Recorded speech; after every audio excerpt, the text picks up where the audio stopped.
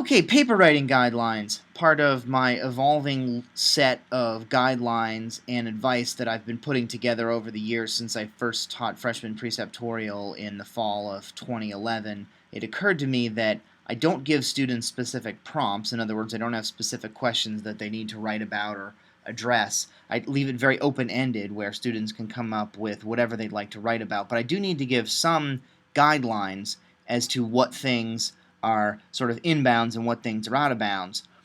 And I also found that part of the guidelines were putting up kind of like sidelines, a list of things that you shouldn't do, or a list of very common error patterns, anti-patterns, if you will, that I'm encouraging people to avoid. So the first thing I want to note before I get started with what not to do is that one thing you should do is you can try to be creative. So this is a passage from Dave Barry, a humor writer from the 90s, his book On College. And in this book, which is very funny and makes very good use of hyperbole, he has a number of possible majors that you might want to choose in college and why you might want to major in this. And this is the classic Moby Dick example. You know, anybody that's read Moby Dick will say that Moby Dick is a big white whale. If you come along and in your paper you say, in fact, Moby Dick is the Republic of Ireland, and you write the whole book as if Moby Dick were in fact the Republic of Ireland, that's your entire paper, you're reinterpreting essentially every scene of the book through this new lens, your professor will think that you're enormously creative and give you an A. So if you can come up with these lunatic interpretations, you should major in English. Now, I'm not saying that this is a particularly good interpretation or that you need to push things this far. All I'm saying is that you don't have to read literature at the surface level and just say, well, that's all that the text says, I'm not going to go any further. One part of being an informed citizen in the 21st century, as I'll talk about a little bit later, is that you have to get used to reading below the surface meaning. You can't just take at face value whatever anybody gives you. That's not what an informed citizen is going to do. You're going to ask some questions, you're going to probe a little bit deeper, you're going to try to figure out if there's some hidden motivation, if there's a story behind the story, things like that. And so practicing this on literature, right, that's kind of a safe way to develop these skills while you're in college. So I'm trying to help you grow as a writer and a thinker. I'm not really trying to be mean, although a lot of people look at my ranting list of things you're not supposed to do and be like, wow, Spacco's really mean. I'm not really trying to. I'm trying to provide an environment where you can tease out these ideas, work on these ideas, and improve on your writing skills, improve on your critical thinking skills. That takes practice, and if you've developed habits, particularly as I'll talk about in high school, about the personal essay, where you're used to putting a lot of yourself into your writing. Analytical writing, you need to learn to cut that out. I can't hide that from you because you're going to hear it again and again and again and again throughout college, so I'd rather just kind of like rip off the Band-Aid right now, point a lot of this stuff out. You don't have to be perfect at this on day one or day two or the first semester or the first year. The goal is just to keep getting better. Like anything else in life, writing takes practice. You have to work at it, you have to practice at it, you have to find ways to improve. So the outline, these are the 4 major points for this first rant. Nobody cares what you think, can't prove anything about the real world with fiction, an essay is not a book report, and why tends to go deeper than how. So the first thing to learn is that nobody cares what you think. This sounds really mean, but this is completely true. Nobody does care what you think. Was Frankenstein your favorite book? Nobody cares. Did you see yourself in one of the films that we watched? Nobody really cares. No one is particularly interested in, you think this about something, or you believe this to be true. Those are your opinions. Nobody cares about your opinion, because at this point in your life, nobody cares what you think. Why does nobody care about what you think? Well, you're not a scholar or an expert. If you're listening to this, you're probably a first-year student at Knox, which means that you're probably 17 or 18, maybe 19. You might be a non-traditional student. Okay, but the vast majority of people listening to this are going to be between 17 and 19. So you haven't lived long enough to be a scholar of something or to be an expert on something. You're not being invited to people's podcasts, to their radio programs, to be on their TV shows.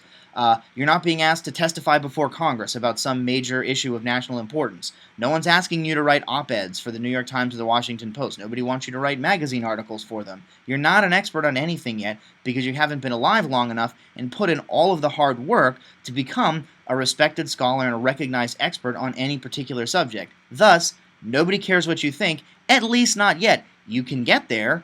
Plenty of people who graduate from Knox do, but it takes a ton of hard work for people to respect your opinion, and you have to start doing that work now.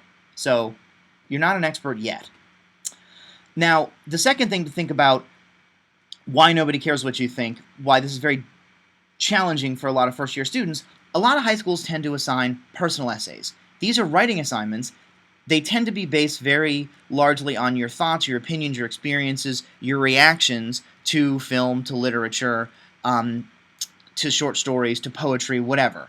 Now, personal essays are really valuable writing assignments. I'm not saying that these are bad assignments. They can help you find your voice. They can help you get your brain unblocked if you need to figure out something that you want to write about for a paper, and you're just going to sit there and find every possible connection you can think of and every possible angle of interest you have until you're able to work out an idea.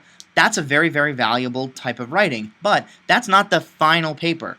That's not even a first draft. That's the outlining process where you're sitting there and you're just doing a brain dump of all the stuff you can think of that might connect to your life and to whatever else until you hit on a particular topic that you're very excited about, and you're going to push that topic to as far as you can to its logical extreme. So that's valuable, but that's not the finished product. That's the beginning. Similarly, personal essays can be really good for developing self-efficacy.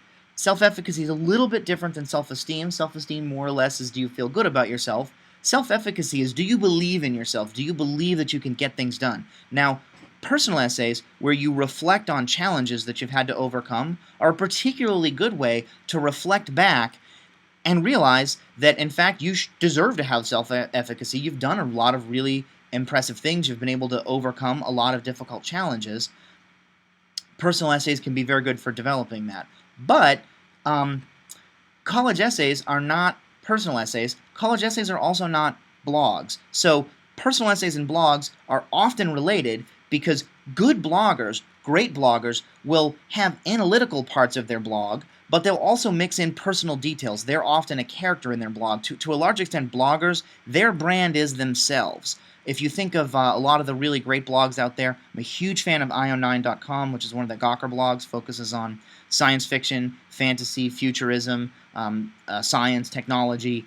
The bloggers are just really, really fantastic. I get a lot of good information. I learn a lot of things from reading the blogs, but a lot of times the bloggers will kind of insert themselves as characters, their own opinions, their irreverent humor, things like that into their pieces, which is really interesting, but it's not analytical. It's not the type of scholarly, analytical writing that would get published in major journals and earn you the accolades as a scholar that you would be looking for to become an expert at something. So that's something to think about.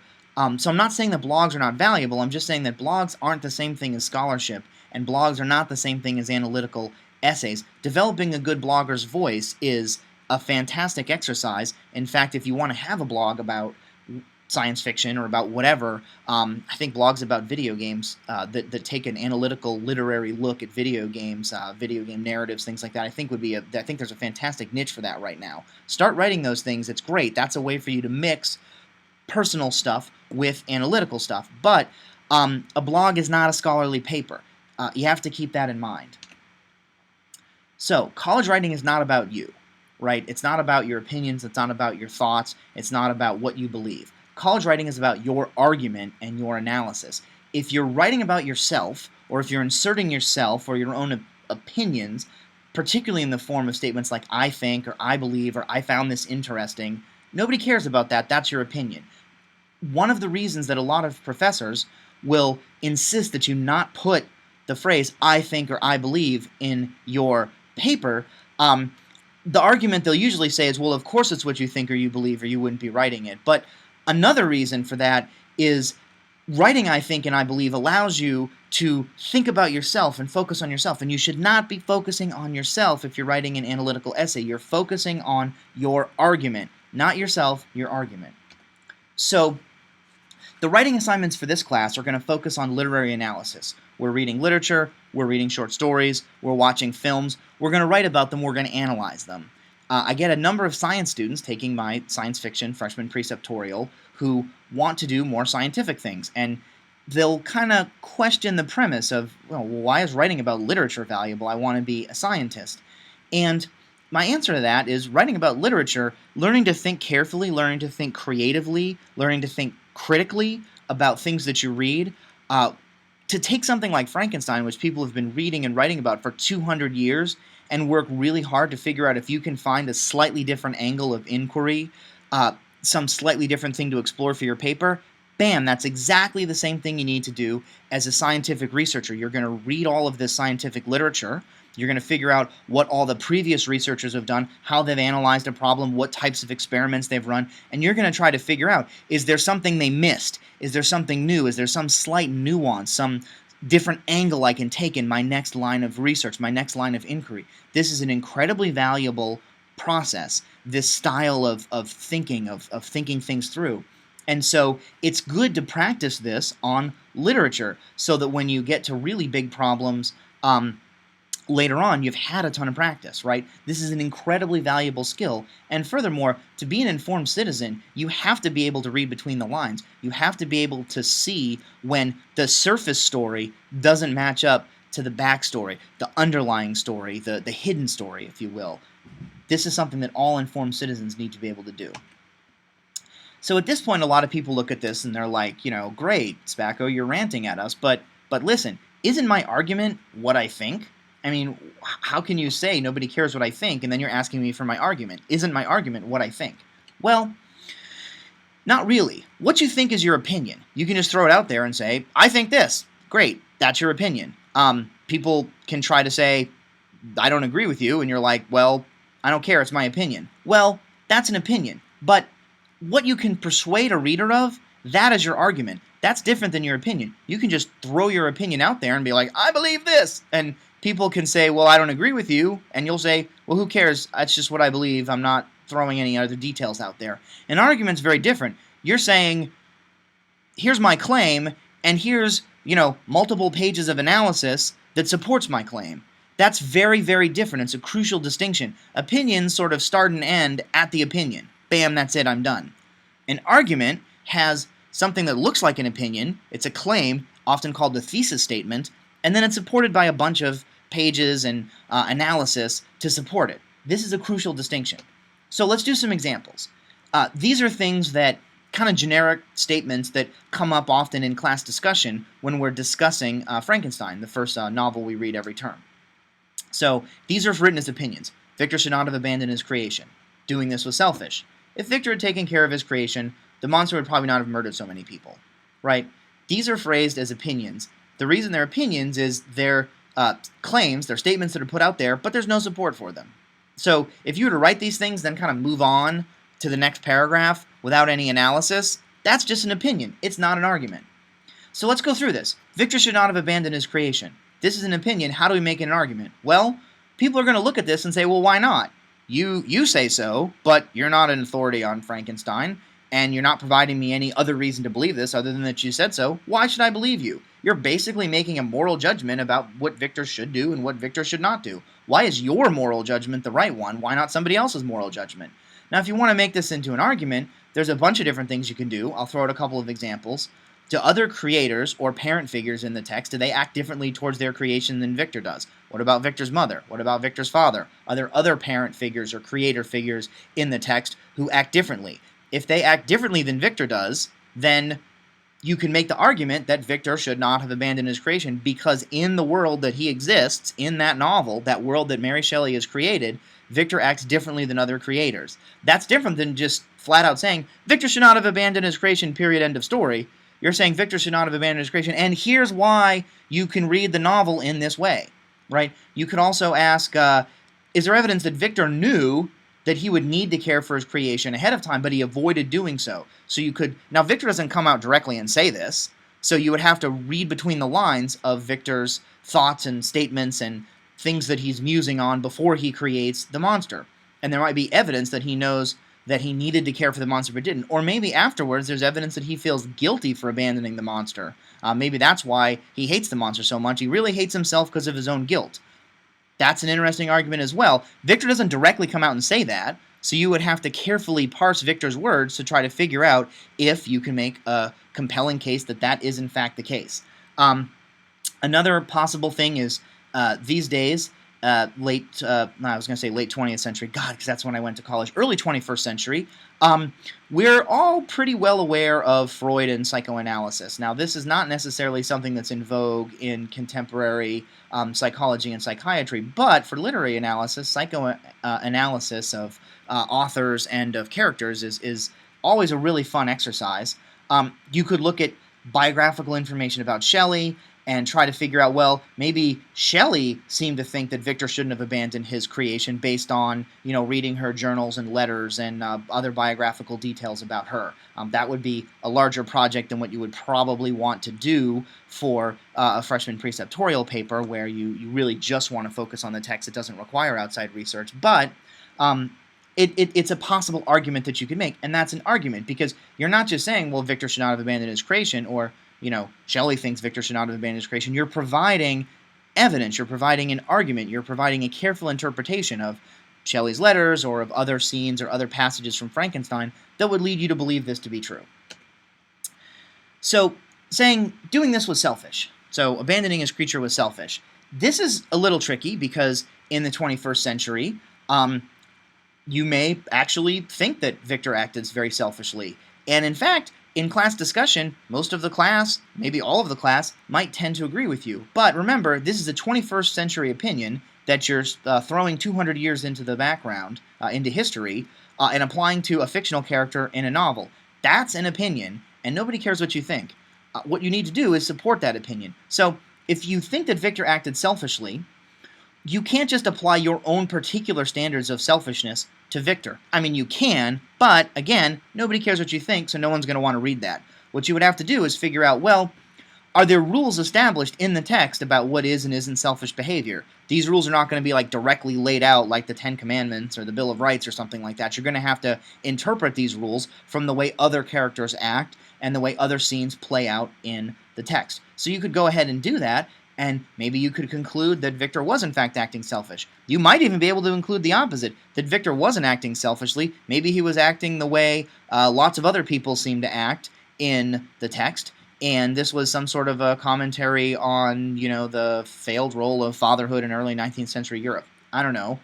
You could try to make that argument, but it's an argument. You're not just saying Victor was selfish, bam, period, drop the mic, walk off stage, end of story, I'm out, right? You're saying Victor acted selfishly, and here's a whole bunch of reasons why you can read the novel and conclude this. Okay, you're going to walk the reader, your reader, through the process of analyzing different passages, reading into different things, and trying to figure out, well, why would I conclude that Victor is selfish? And as always, you can try to look at biographical details from Shelley's life. You can also try to do a metaphorical reading. So, Victor's literal act of abandoning his creature and the question of whether it's selfish, maybe that's not the major question at all. Maybe Victor's abandoning of the creature is actually a metaphor for something else that the author, through her novel, was actually critiquing about early 19th century Europe. So, maybe it's a critique of parenting practices. Maybe it's a critique of 19th century notions of fatherhood. I don't know. Something like that. You would have to read very carefully various passages to try to infer this information, to try to unlock why we can read the novel in this particular way, why your metaphorical reading makes sense.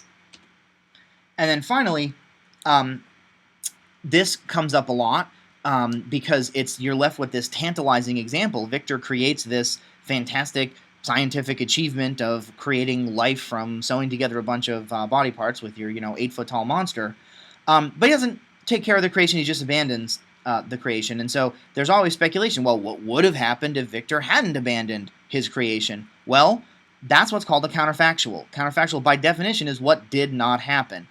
This is a fault in reasoning. This will come up all the time.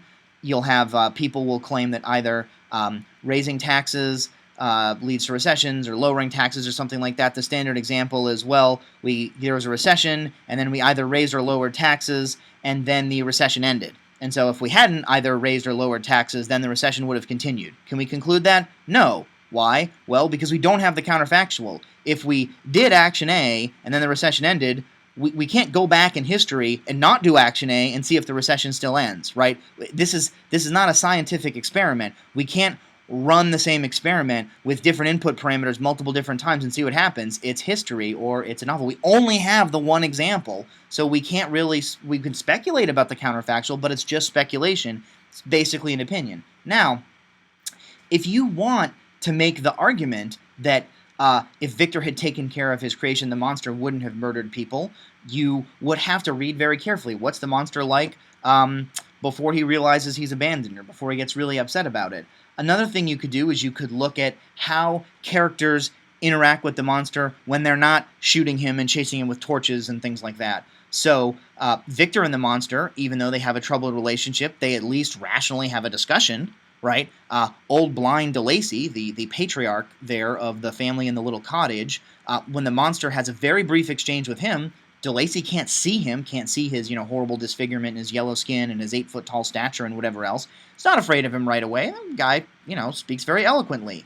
You could also look at Walton. Walton knows the whole backstory of the monster before he sees him in his cabin there on the ship at the end of the novel. And so Walton, knowing the backstory, he might be a little bit scared, but he doesn't flip out and start shooting at the monster because he kind of knows what to expect. So you could argue that maybe not everybody in the early 19th century, but at least some people in the novel seem to be kind of okay with the monster, and so maybe that's evidence that the monster wasn't, doomed to be a, crazed Victor family murdering being. You could also make an argument of the opposite. You could say that it doesn't matter what Victor did. The monster was still going to be shunned by society because of all the other examples, all the other interactions the monster has with people where people just instinctively go ahead and freak out and hate him, right? There's not a right answer here. There's not a wrong answer here. It's what you can argue. Can you make a really convincing case? The particular passages you pick and you read them carefully, are these really good and compelling arguments? Are they particularly deep arguments? Are you picking good passages? You're reading these passages carefully. Are you walking the reader through the process, your thought process, of why you can read the text this way? And so, this statement here, if Victor would have taken care of his creation, the monster probably wouldn't have murdered so many people, or the monster would have had a happier life, or the monster would have been accepted, or whatever, some counterfactual, something that didn't happen.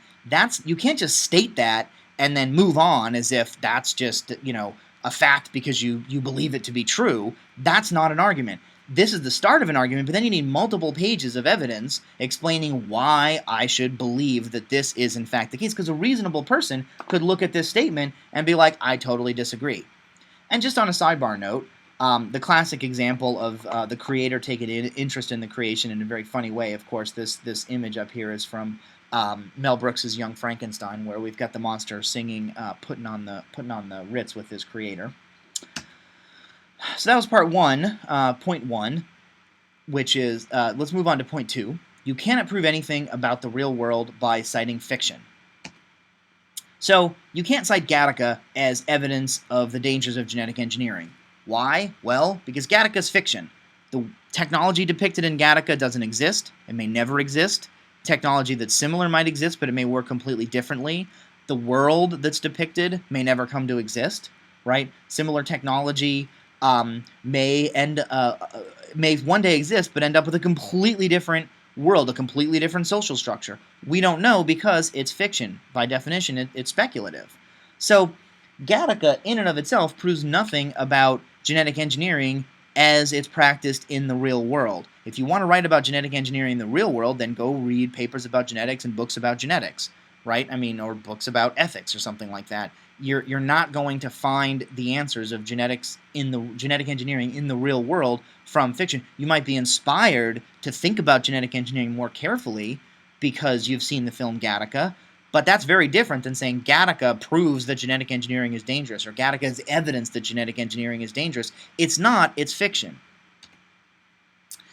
Now suppose we want to write about something in Gattaca, some message, that relates to the real world from the film Gattaca. Well, Gattaca is not evidence that genetic engineering is dangerous. It doesn't prove that genetic engineering is dangerous, but it makes us think about genetic engineering differently. So, genetic engineering is kind of the obvious narrative in Gattaca. I'm picking something slightly different here. There's that great line, if somebody exceeds his potential, then we didn't measure the potential correctly. There's a lot of ideas about standardized testing. They're using a lot of probabilities, probability that you're going to end up with various types of ailments. They're using a sort of genetic scoring system to decide like how good your gene pool is. So you could argue that this is a commentary about standardized tests, that this is a critique of IQ tests and, you know, ACTs and SATs and other types of standardized tests that we kind of regularly use to evaluate people's potential all the time.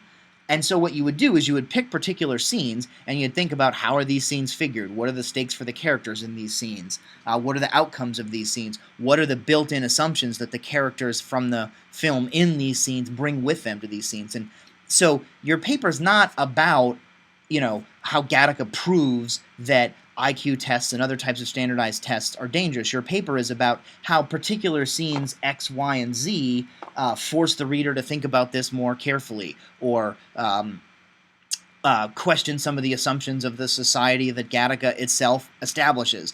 Maybe there's places where characters in the film violate the rules of the world in which they live in ways that are interesting. So these are arguments ultimately about the film, not about how IQ tests and other standardized tests apply in the real world, right? Because when you're writing about fiction, you can't then jump to the real world and say, aha, that's proof that, you know, standardized tests are bad. Well, no, it's not. It might cause us to think about standardized tests differently. It might be a really beautiful critique of standardized tests that we can find in the film if we interpret scenes X, Y, and Z in this careful way that you're going to lay out for us. But that in and of itself, that's still just fiction. It's a really great interpretation of fiction, and great fiction, great literature, lends itself to multiple interesting interpretations. But that in and of itself is not evidence that standardized testing is bad. So we could do the same thing with Frankenstein in many other different ways. But again, what's going to be interesting about this is not that, you know, Frankenstein, you know, proves anything about the real world. It's going to be that if we read these scenes X, Y, and Z very carefully, then we can see Frankenstein as being a, you know, critique of some interesting features of, you know, early 19th century European society or something like that. But the paper's not about how, you know, Frankenstein proves this about the world. It's about how interpreting these particular scenes very carefully, or having this particular reading of the literature very carefully, is going to give us this new, more nuanced, more sophisticated understanding, which we may bring to the real world, but that's not what the paper's about, because fiction doesn't prove anything about the real world. An essay should not summarize the plot. This is the book report corollary. So a college essay is not a book report. It is never a book report. If you find yourself summarizing the plot, then you're doing something wrong. You're doing something wrong. Whatever topic you have that you're trying to write about, if it requires a significant amount of plot summary, then you really need a new topic. You should always assume that your reader has read the text that you're analyzing, or they've seen the film, they're familiar with the plot, they're familiar with the characters. You don't have to describe who the characters are and what their life is like. You don't have to have a citation where you say, okay, this happened, then this other thing happened, then this other character said this, then another character said that, then so-and-so did this. If you're writing that in your paper, that's a plot summary, that's a book report, that's not a college essay. An exception to this rule, you may have an argument that relies on details that are related to the chronology of particular events, right? So it may be that you have to consider the order in which things happen in the plot to understand some key point that's part of your argument. So an example of this, you may decide, this actually came up in class discussion this year, you could decide that Victor is paranoid, or he's feels that he's persecuted by the monster before he even meets the monster. Maybe he and the monster are like psychically linked or something like that. I don't know. You could cite as evidence that Victor, he actually assumes the monster killed his younger brother William, and then, you know, framed Justine for it before Victor has actually met the monster. Right, so in this case, you have to recap the chronology and explain why understanding the chronology, the ordering of events in the plot, is really important, because if you're arguing that Victor's paranoid, well, the fact that he's already assuming the monster is out murdering his relatives before he's actually met the monster, maybe that's evidence that he's paranoid. Maybe it's evidence that he's unhealthily obsessed with the monster already before even meeting the monster. But that paper is about Victor and his paranoia and his obsession. It's not about recapping the plot. The careful analysis of the chronology of the plot is important because it strengthens the argument about Victor's paranoia. Okay, the point of the paper is not to recap the plot. The point of the paper is to talk about Victor. So, questions that answer why, or that at least try to answer why, are usually going to delve deeper than papers that just show you how something happens or just explain that something happens. So that's a certain thing happens in the text is pretty clear. If you've read the text and understand the plot, you'll know what happens. You might be able to explain how it happens, but that's usually going to be less interesting than why it happens. So why papers are usually going to go deeper than what papers. This is not always true, but it's a good rule of thumb. If you're trying to figure out what to write about, if you're a little bit stuck, look at a particular event that you're interested in, look at a particular character, try to figure out, well, we know this character does this. What's their motivation? Why do they do it? Why do they really do it? Maybe the character says they're doing something for one thing, but they're really doing it for some other reason that you can infer. They're not going to tell you the secret reason directly, but maybe their words and their actions don't match up. Maybe they say one thing but do something slightly different. So trying to ask why that's the case, that's going to give you opportunity. That's going to lead you to a place where you can do a little bit more analysis. Now, this is not always true, but it's a good rule of thumb. If you feel you're kind of stuck, try asking why, trying to figure out the motivation, the story behind the story of why something happens. Okay, well, thanks for listening to part 1.